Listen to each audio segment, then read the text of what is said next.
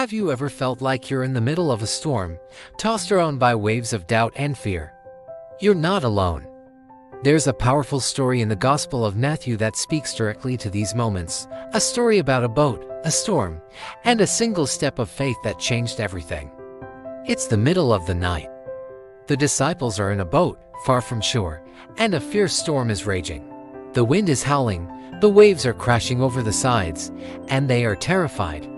They're experienced fishermen, but this storm is different. It feels overwhelming, relentless. And then, in the darkest hour, they see something impossible. A figure, walking on the water, coming towards them. They cry out in fear, thinking it's a ghost. But a voice cuts through the wind and the rain. "Take courage, it is I. Don't be afraid. It's Jesus." Imagine the mix of relief and awe that must have washed over them.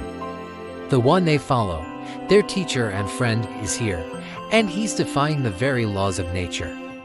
And this is where the story takes a turn that I find absolutely fascinating. Peter, always the impulsive one, calls out, "Lord, if it's you, tell me to come to you on the water."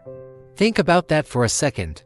In the middle of a terrifying storm, his first instinct is to get closer to Jesus, even if it means doing the impossible. And what does Jesus say? He doesn't question him. He doesn't tell him it's too dangerous. He simply says, "Come." One word, an invitation, an opportunity. So, Peter climbs over the side of the boat. He puts one foot down on the churning water, then the other. And for a moment, he's doing it. He's walking on water, just like Jesus. He has stepped out of the relative safety of the boat and into the heart of the storm. His eyes locked on Jesus. That boat represents our comfort zone. The things we know and can control. The storm represents the challenges of life, the job loss, the health scare, the broken relationship, the crippling anxiety. But then, something shifts. Peter takes his eyes off Jesus and looks at the wind and the waves. He sees the chaos around him, and fear takes over. He starts to sink. He cries out, "Lord, save me." Immediately, Jesus reaches out his hand and catches him. He doesn't let him go under. He pulls him up and says, "You have little faith. Why did you doubt?" It's not a harsh rebuke. It's a gentle question, a teaching moment. Then, they both climb back into the boat. And the wind dies down. The storm is over. This story is so much more than a miracle. It's a mirror for our own lives.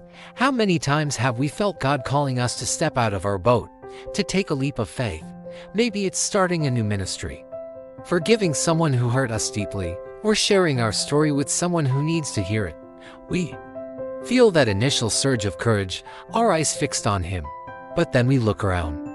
We see the waves, the obstacles, the critics, the what-ifs.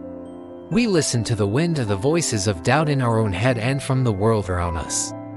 And just like Peter, we begin to sink under the weight of our fear. The beautiful part of this story isn't that Peter walked on water. The beautiful part is what happened when he started to sink. He cried out, and Jesus was right there to save him. Our faith doesn't have to be perfect. Our courage doesn't have to be unwavering. We just need to know who to call on when we start to sink. Jesus' question, "Why did you doubt?" isn't an accusation. It's an invitation to examine our hearts. Where is our focus? Is it on the size of our storm, or on the power of the one who can calm it? So, what is your boat?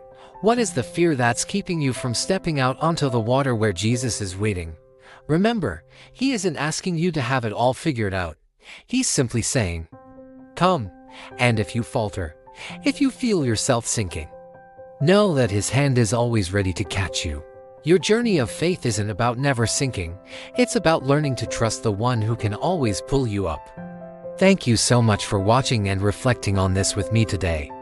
If this message resonated with you, I'd be so grateful if you'd hit that like button. For all our new viewers, consider subscribing and clicking the notification bell to join our community.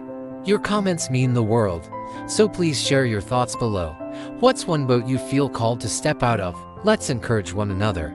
Thanks for being here.